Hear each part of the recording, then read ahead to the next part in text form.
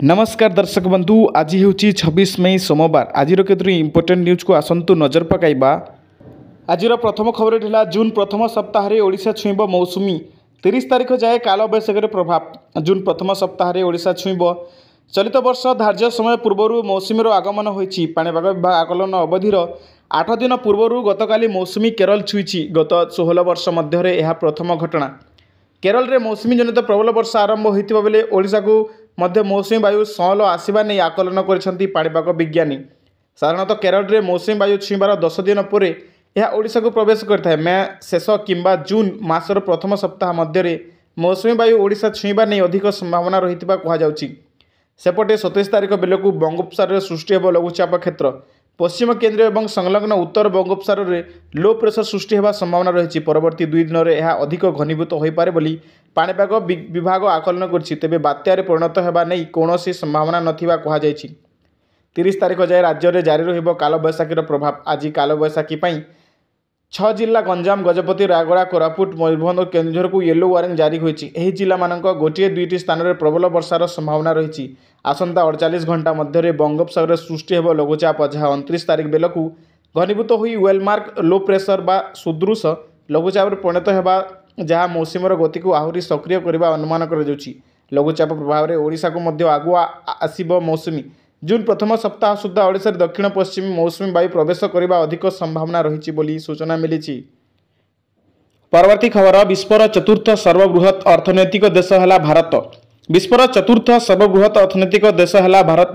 NITI Aayog CEO बड़ सूचना। NITI Aayog CEO कहते आज आम 4000 अरब डॉलर अर्थव्यवस्था परिणत होइचु। भारत विश्वर चतुर्थ बृहत्तम अर्थनीति होबार यही स्थान हासिल करिछि। एबे भारत आगरे अछंती मात्र 3 देश अमेरिका चीन और जर्मनी। गोटे पटे अमेरिकार टारिफ जोगु विश्व में हलचल सृष्टि होइछि किंतु यही परिस्थिति डोनाल्ड ट्रंप तारीफ मध्य भारतर अर्थनीति अभिवृद्धि को रोकी पाइल नहीं।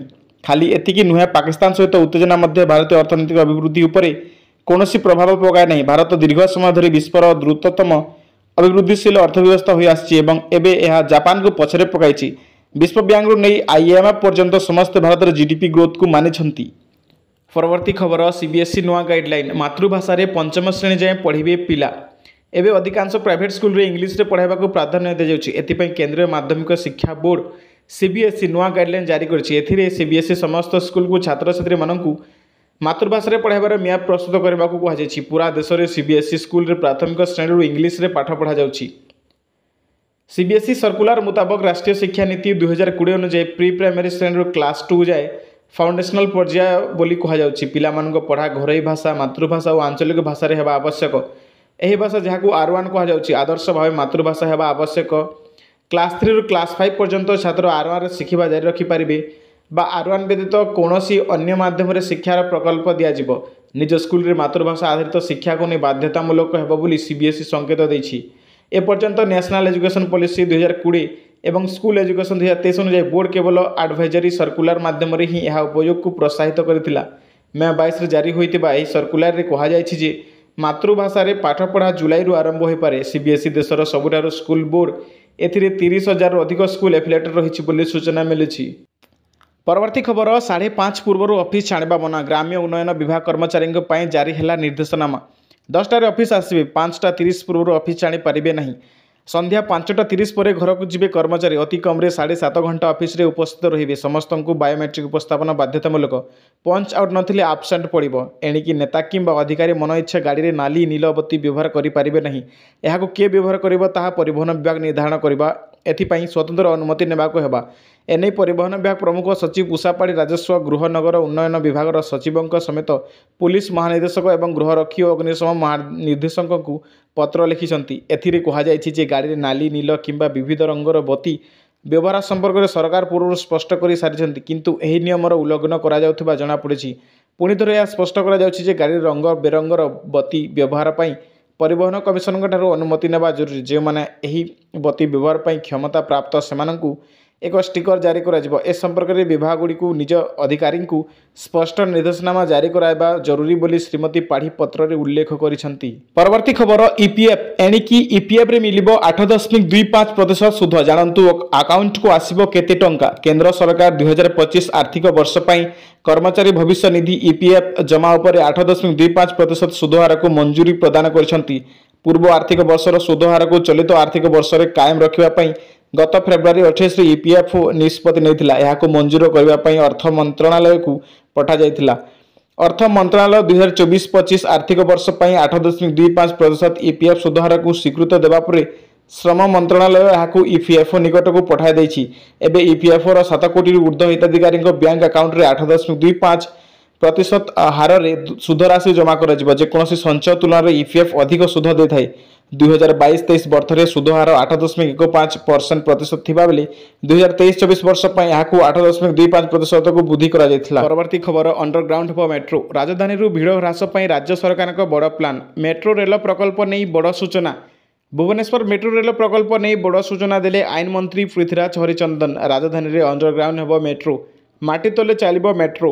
भुवनेश्वर में जो बोली दिनक दिन भिड़ नियंत्रण बाहर को जाउची सेही भिड़ कमाइबाकू राज्य सरकार बड़ प्लान करछंती। सेथिपई अंडरग्राउंड हेब भुवनेश्वर मेट्रो रेल प्रकल्प 2025 सुद्धा पटिया सीआरपी नुआ रोड रु अवरोध हटी काम सरीबा। एने मंत्री पृथ्वीराज हरिचंदन देले बड़ सूचना। 2027 सुद्धा भुवनेश्वर रिंग रोड काम भी शेष हेब। आचार्य विहार रु पटिया को नुआ कनेक्टिविटी रोड हेब बोली सूचना मिली। परवर्ती खबर प्रधानमंत्री अध्यक्षतार एनडीए मुख्यमंत्री कॉन्क्लेव शेष पारित है जाति जनगणना प्रस्ताव।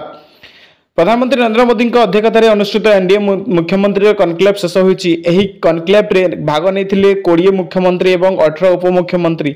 आजिर एही मुख्यमंत्री कॉन्क्लेव रे दुईटी गुरुत्वपूर्ण प्रस्ताव पारित होईछि। प्रधानमंत्री नेतृत्व में ऑपरेशन सिंदूर नहीं प्रथम प्रस्ताव पारित होइतिला। एथिरे ऑपरेशन सिंदूर रे सेनाबाहिनी वीरत्व को प्रशंसा करा जायतिला। एहा पर प्रस्ताव को सर्वसम्मति क्रमे पारित करागला बोली सूचना दैछन्ती स्वास्थ्य मंत्री जेपी नड्डा। अन्य पक्षरे जाति जनगणना नहीं द्वितीय प्रस्ताव पारित होईछि। जाति भित्तिक राजनीति नुहे केवल उन्नति चाहू नहीं सहमति प्रकाश करछन्ती समस्त मुख्यमंत्री। उल्लेखयोग्य जे कांग्रेस तथा विरोधी दल नेता राहुल गांधी पक्षर दीर्घ दिन धरी जातिभित्तिक गणना दाबी करा जाउथिला। मोदी सरकार तृतीय कार्यकाल कैबिनेट बैठक में यह मंजूरी मिली। एप्रिल 30 तारिख में जातिगत जनगणना पर निष्पत्ति निया जाइथिला। 1947 पर भारत में जाति गणना करा जाय नहीं। कांग्रेस जाति जनगणना बदल में जाति सर्वे करथिला। यूपीए सरकार समय रे अनेक राज्य राजनीतिक दृष्टिकोण जारी सर्वे करथिले। जाति जनगणना को मूल जनगणना रे अंतर्भुक्त करा उचित प्रधानमंत्री मोदी नेतृत्व में अनुष्ठित होता कैबिनेट बैठक में निष्पत्ति नि आसंता जनगणना रे जातिभित्तिक जनगणना को सामिल करा विरोधी यह नहीं केवल राजनीति करुछंती बोली पूर्वर मत देथिले रेल मंत्री अश्विनी वैष्णव। परवर्ती खबर युद्ध कराई टंका रोजगार करुछि अमेरिका। पाकिस्तान प्रतिरक्षा मंत्री ख्वाजा आसिफ अमेरिका उपर एक बड़ बयान देछंती। ख्वाजा आसिफ सारा विश्व में घटुथिबा हिंसा एवं युद्ध संपर्क में अमेरिका उपर अनेक प्रश्न उठाइछंती। से अभियोग करिछंती जे अमेरिका गत 100 वर्ष धरी देशगुड़ी युद्ध कराउछि। से सारा विश्व में घटुथिबा युद्धगुड़ी अमेरिकार आयर एक उत्स भाव में वर्णना करिछंती। ख्वाजा आसिफ मंतव्यर वीडियो सोशल मीडिया रे भाइराल होछि। ख्वाजा आसिफ तांका विबुद्ध रे कहिसंती अमेरिका माने विश्वर सबुठी युद्ध करुछंती। हुएत गत 100 वर्ष धरी सेमाने 260 युद्ध लड़िछंती। चीन 3 युद्ध करिछि। अमेरिका एबे भी टंका रोजगार करुछि। सामरिक शिल्प सेमानक जीडीपी रो एक बड़ अंश। तेणु अमेरिका को युद्ध रे सामिल हेबाकू पड़े। अमेरिका रोजगार करबा पई देश देश मध्य युद्ध कराइथे। केतेबेले एठारे तो अन्य केतेबेले सेठारे। जेतेबेले देशगुड़ी को लड़ती अमेरिकार रोजगार होता है। ख्वाजा आसिफ तांका वक्तव्य को प्रमाणित करबा पई केतेक देशर उदाहरण मध्य दैछन्ती। से कहिसंती जे अमेरिका पालेस्टाइन सीरिया मिसर एवं लिबिया रे एहा करिछि। सेमाने धनी देश थिले युद्ध जोगु एबे देवालिया हो गलुनी एवं अमेरिका टंका रोजगार करिछि। तांका एही मंतव्य पर सारा विश्व में पुणी थरे अमेरिकार भूमिका पर वितर्क आरंभ होइछि। जेतेबेले अमेरिका राष्ट्रपति डोनाल्ड ट्रम्प भारत पाकिस्तान विवाद में अस्त्र विरतिर श्रेय बारंबार नेउछन्ती। ए परिस्थिति रे ख्वाजा मुह खोलिछन्ती। परवर्ती खबर राज्य में आगामी 7 दिन पर्यंत वर्षा संभावना सतर्क सूचना जारी। ଏବେ ରାଜ୍ୟର ବିଭିନ୍ନ ସ୍ଥାନରେ ଲାଗି ରହିଛି ବର୍ଷା। ଏହି ବର୍ଷା ପାଗ ଆଗାମୀ 7 ଦିନ ପର୍ଯ୍ୟନ୍ତ ଜାରି ରହିବ ବୋଲି ଆଶଙ୍କା କରିଛି ପାଣିପାଗ କେନ୍ଦ୍ର। ରାଜ୍ୟରେ ଆଗାମୀ 7 ଦିନ ପର୍ଯ୍ୟନ୍ତ ପ୍ରବଳ ବର୍ଷା ହେବାର ସମ୍ଭାବନା ରହିଛି। ଅଧିକାଂଶ ସ୍ଥାନରେ ବର୍ଷା ହେବା ସହ ଝଟକା ପବନ ବହିବା ଏନେଇ ସୂଚନା ଦେଲେ ଆଞ୍ଚଳିକ ପାଣିପାଗ କେନ୍ଦ୍ର ନିର୍ଦ୍ଦେଶିକା। ଓଡ଼ିଶାକୁ ମୌସୁମୀ ଆସିବାକୁ ଟିକେ ସମୟ ଲାଗିବା ଉତ୍ତର ପୂର୍ବାଞ୍ଚଳ ରାଜ୍ୟ ପରେ ଓଡ଼ିଶାକୁ ମୌସୁମୀ ଆସିବ ବୋଲି କହିଲେ ଆଞ୍ଚଳିକ ପାଣିପାଗ କେନ୍ଦ୍ର ନିର୍ଦ୍ଦେଶିକା। ପରବର୍ତ୍ତୀ ଖବର, ରଥଯାତ୍ରାରୁ ନୀଳାଦ୍ରି ବିଜେ ମଧ୍ୟରେ ସରିବ ରତ୍ନଭଣ୍ଡାର ମରାମତି କାମ, ଆଇନମନ୍ତ୍ରୀ ପୃଥ୍ୱୀରାଜ ହରିଚନ୍ଦନ କହିଲେ। ସୂଚନା ଦେଲେ ଆଇନମନ୍ତ୍ରୀ ପୃଥ୍ୱୀରାଜ ହରିଚନ୍ଦନ। ଠାକୁରଙ୍କ ଚାପ ଖେଳ ପାଇଁ ଏବେ ବନ୍ଦ ରହିଛି ମରାମତି କାମ। ଠାକୁର ରଥକୁ ଆସିଲେ ମରାମତି କାମ ଆରମ୍ଭ ହେବ ଓ ସରିବ। ରଥଯାତ୍ରାରେ ଗର୍ଭଗୃହରେ ଯେଉଁ ମରାମତି କାମ ହୁଏ ସମୀକ୍ଷା ହୋଇଛି। ବିଶ୍ୱପ୍ରସିଦ୍ଧ ରଥଯାତ୍ରା ପାଇଁ ଜୋରସୋରରେ ଚାଲିଛି ରଥ ନିର୍ମାଣ କାର୍ଯ୍ୟ। 3 ରଥର 36 ଚକ ନିର୍ମାଣ ଶେଷ ହୋଇଛି। ଏହା ସହ 14 ନାହାକ ଚୌପଟ କାର୍ଯ୍ୟ ଆରମ୍ଭ ହୋଇଛି। ଚକଚୁମ୍ବରେ ସିଂଘଡ଼ା ବାଡ଼ିଆ ଶେଷ ହୋଇ ସିଂଘଡ଼ା କଟା ପରେ ଅରମୁଖଲା ଶେଷ ହୋଇଛି। ଏହା ସହ ପୈବିତ କାର୍ଯ୍ୟ ବି ଶେଷ ପର୍ଯ୍ୟାୟରେ ପହଞ୍ଚିଛି। ଆସନ୍ତାକାଲି ପଇଁ ସଂଯୋଗ ସହ କଲ ପଇସା କାର୍ଯ୍ୟ ହେବ ବୋଲି ସୂଚନା ମିଳିଛି। ପରବର୍ତ୍ତୀ ନ୍ୟୁଜ୍, ଦିବ୍ୟାଙ୍ଗ ଓ ବରିଷ୍ଠ ନାଗରିକଙ୍କ ଭତ୍ତା ବଢ଼ାଇଲେ ରାଜ୍ୟ ସରକାର। 4,17,496 ହିତାଧିକାରୀଙ୍କୁ ହେବେ ଉପକୃତ। ଦିବ୍ୟାଙ୍ଗ ଓ ବରିଷ୍ଠ ନାଗରିକଙ୍କ ଭତ୍ତା ବଢ଼ାଇଲେ ରାଜ୍ୟ ସରକାର। ରାଜ୍ୟର 80 ବର୍ଷରୁ ଉର୍ଦ୍ଧ୍ୱ ବୟସ୍କ ଏବଂ 80% ବା ତାଠାରୁ ଅଧିକ ଦିବ୍ୟାଙ୍ଗ ଏଣିକି ମାସକୁ 3500 ଟଙ୍କା ଭତ୍ତା ପାଇବେ। ହିତାଧିକାରୀଙ୍କୁ ଜୁନ୍ ମାସରୁ ମିଳିବ ଏହି ଭତ୍ତା। ଏନେଇ ସମସ୍ତ DSSOଙ୍କୁ ରାଜ୍ୟ ସରକାର ନିର୍ଦ୍ଦେଶ ଦେଇଛନ୍ତି। ଭାରତ ବିକାଶ ପରିଷଦର ପ୍ରାନ୍ତୀୟ କାର୍ଯ୍ୟଶାଳା 2025-26 ବର୍ଷ ପାଇଁ ରୋଡମ୍ୟାପ୍ ପ୍ରସ୍ତୁତ। ଭାରତ ବିକାଶ ପରିଷଦ ଓଡ଼ିଶା ପୂର୍ବ ପ୍ରାନ୍ତର ପ୍ରାନ୍ତୀୟ କାର୍ଯ୍ୟଶାଳା ଆଞ୍ଚଳିକ ଶିକ୍ଷା ପ୍ରତିଷ୍ଠାନ ଭୁବନେଶ୍ୱରଠାରେ ଆୟୋଜିତ ହୋଇଯାଇଛି। ସଂଗଠନର ଲକ୍ଷ୍ୟ, ଉଦ୍ଦେଶ୍ୟ, ବିଚାର, ଉପଲବ୍ଧି, କାର୍ଯ୍ୟପଦ୍ଧତି, କାର୍ଯ୍ୟକର୍ତ୍ତା ନିର୍ମାଣ, ସଂଗଠନର ଆୟାମ, ସଂଗଠନ ସମ୍ପର୍କ, ସେବା, ପର୍ଯ୍ୟାବରଣ, ମହିଳା ସହଯୋଗିତା ସମ୍ପର୍କରେ କାର୍ଯ୍ୟକର୍ତ୍ତାଙ୍କୁ ପ୍ରଶିକ୍ଷଣ ଦିଆଯାଇଥିଲା। ଭାରତ ବିକାଶ ପରିଷଦ ପୂର୍ବ କ୍ଷେତ୍ରର କ୍ଷେତ୍ରୀୟ ପୃଷ୍ଠପୋଷକ ପଦ୍ମଶ୍ରୀ ଡାକ୍ତର ଅଶୋକ ମହାପାତ୍ର ଯୋଗ ଦେଇ ପରିଷଦର ମୂଳମନ୍ତ୍ର ସୁସ୍ଥ, ସମର୍ଥ, ସଂସାରିତ ଭାରତ ଗଠନ ସମ୍ପର୍କରେ କାର୍ଯ୍ୟକର୍ତ୍ତାମାନଙ୍କୁ ଦିଗଦର୍ଶନ କରିଥିଲେ। ପୂର୍ବ କ୍ଷେତ୍ରର କ୍ଷେତ୍ରୀୟ ମହାସଚିବ ପୂର୍ଣ୍ଣଚନ୍ଦ୍ର ଖଟିଆ ମୁଖ୍ୟ ବକ୍ତା ଭାବରେ ଯୋଗ ଦେଇ ପରିଷଦର ସୈଦ୍ଧାନ୍ତିକ ଭୂମିକା, ସାଂଗଠନିକ ସଂରଚନା, ନିୟମ, ପ୍ରୋଟୋକଲ, ବୈଠକ ଏବଂ ସଂଗଠନର ପଞ୍ଚସୂତ୍ରମାନଙ୍କ ବିଷୟର କାର୍ଯ୍ୟ ଅବଗତ କରାଇଥିଲେ। ପୂର୍ବ କ୍ଷେତ୍ରର ସଂଯୁକ୍ତ ମହାସଚିବ ଡାକ୍ତର ପୁରୁଷୋତ୍ତମ ଅଗ୍ରୱାଲ ଯୋଗ ଦେଇ କାର୍ଯ୍ୟକର୍ତ୍ତା ନିର୍ମାଣ ପରିବର୍ତ୍ତନ ସମ୍ପର୍କରେ କାର୍ଯ୍ୟକର୍ତ୍ତାମାନଙ୍କୁ ବିସ୍ତୃତ ଭାବେ ଅବଗତ କରାଇଥିଲେ। ଅଖିଳ ଭାରତୀୟ ଉପସଭାପତି ସଚ୍ଚିଦାନନ୍ଦ ମାର୍ଗ ଥିଲେ।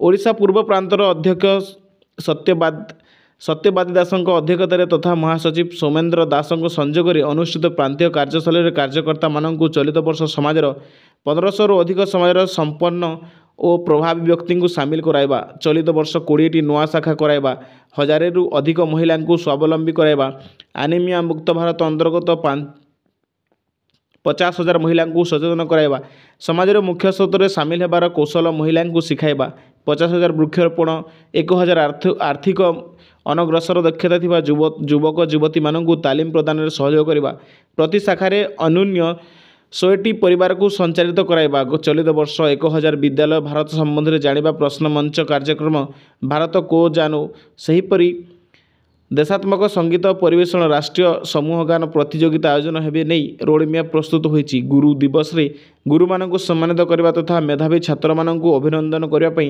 ଗୁରୁ ବନ୍ଦନ ଛାତ୍ର ଅଭିନନ୍ଦନ କାର୍ଯ୍ୟକ୍ରମ ପାଇଁ ଲକ୍ଷ୍ୟ ରଖାଯାଇଛି।